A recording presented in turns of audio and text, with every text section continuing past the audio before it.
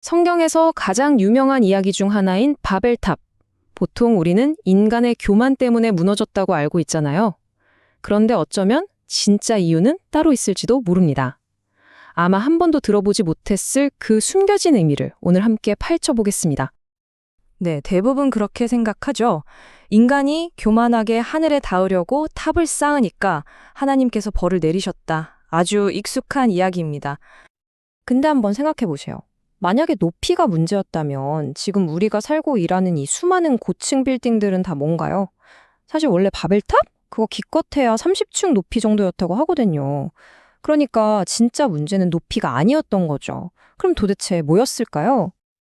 자, 이제부터가 진짜 흥미로운 부분입니다. 해답은 탑의 높이가 아니라 놀랍게도 그들이 사용했던 건축 자재에 숨어 있어요. 이 재료 하나가 그들의 진짜 속마음을 전부 드러내 주거든요. 핵심 단서는 바로 이 성경 말씀 구절에 있습니다. 다른 건 다 제쳐두고 이것만 기억하세요. 그들은 진흙 대신 역청을 썼다는 거예요. 자, 그럼 이 역청이 도대체 뭐길래 이렇게 중요할까요? 아주 간단해요. 역청은 아스팔트 같은 건데 핵심 기능은 바로 강력한 방수입니다. 물이 절대로 못 들어오게 막는 거죠. 그리고 이 재료의 선택은 결코 우연이 아니었습니다. 실제로 성경의 이 앞부분을 보면요. 역청은 딱 3번 등장해요. 여기 보세요. 노아의 방주와 아기 모세의 갈대 상자. 두 경우 모두 물로부터의 보호라는 아주 명백한 목적으로 쓰였죠. 그리고 나머지 하나가 바로 우리가 이야기하는 바벨탑입니다. 감이 좀 오시나요? 자, 이걸 이해하려면 그 당시 사람들의 마음을 한번 들여다봐야 해요. 이 사람들은 누구였죠? 바로 노아의 홍수에서 겨우 살아남은, 말하자면 트라우마를 가진 생존자들이었어요. 그들의 목표는 다시는 하나님의 약속 같은 불확실한 것에 기대지 않겠다는 거였죠. 오직 우리 손으로, 우리 기술로 완벽한 방수도시를 만들어서 다시는 그런 일을 겪지 않겠다. 바로 이게 그들의 진짜 속마음이었던 겁니다. 그렇다면 하나님의 반응은 그냥 분노에 찬 심판이었을까요? 성경을 좀 더 깊이 들여다보면 이건 단순한 심판이라기보다는 성경 전체를 관통하는 하나님의 더 큰 그림의 일부였다는 걸 알 수 있습니다.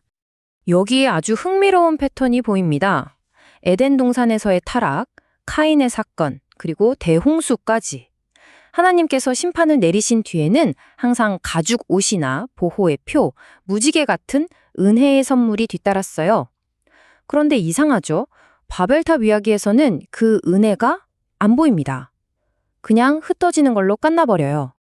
그럼 뭐죠? 하나님께서 이번에는 그냥 인류를 포기해버리신 걸까요? 이야기는 정말 흩어짐과 혼란으로 끝나는 것만 같습니다.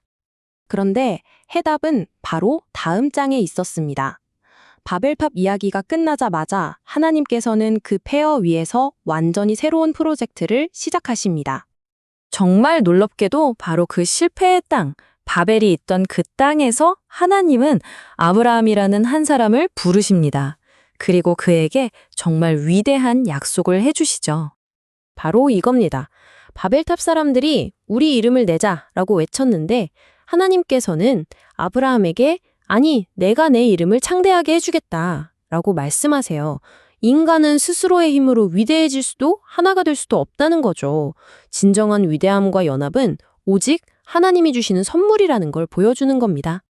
자, 아브라함에게서 시작된 이 하나님의 새로운 계획은요, 수천 년이라는 시간을 지나 바벨탑의 저주를 완벽하게 뒤집는 아주 놀라운 사건으로 완성됩니다. 바로 오순절 사건입니다. 바벨탑에서 언어가 흩어졌다면 오순절에는 성령이 임하면서 서로 다른 언어로 말하는데도 소통이 되죠. 바벨에서 인간이 흩어졌다면 오순절에는 사람들이 모여듭니다. 완벽한 역전이죠. 네, 바로 이겁니다. 교회의 탄생. 이게 바로 바벨탑 문제에 대한 하나님의 최종적인 그리고 완벽한 해답이었던 거죠. 인간의 야망과 기술로 억지로 쌓아 올리려다 실패한 그 연합을 이제는 하나님의 성령을 통해 이루시는 거예요. 바벨이 결코 해낼 수 없었던 그 진정한 하나됨을 이루는 공동체, 그게 바로 교회라는 겁니다. 이 수천 년 전의 이야기가 오늘을 사는 우리에게 아주 직접적인 질문을 던지고 있습니다. 우리는 뭐 벽돌로 탑을 쌓고 있지는 않죠. 하지만 여전히 우리만의 바벨탑을 쌓고 있습니다. 우리에게도 역청이 있습니다. 하나님 없이도 나를 안전하게 지켜줄 거라고 믿는 것들이요. 그게 돈일 수도 있고 직업적인 성공이나 사회적인 지위일 수도 있죠. 우리는 이런 것들이 미래의 어떤 홍수로부터 우리를 안전하게 지켜줄 거라고 굳게 믿으며 살아갑니다. 그래서 이 이야기가 오늘 우리에게 던지는 마지막 질문은 바로 이겁니다. 당신의 삶이 무너지지 않도록 당신의 삶을 단단하게 붙잡아 준다고 믿는 그 역청은 과연 무엇입니까?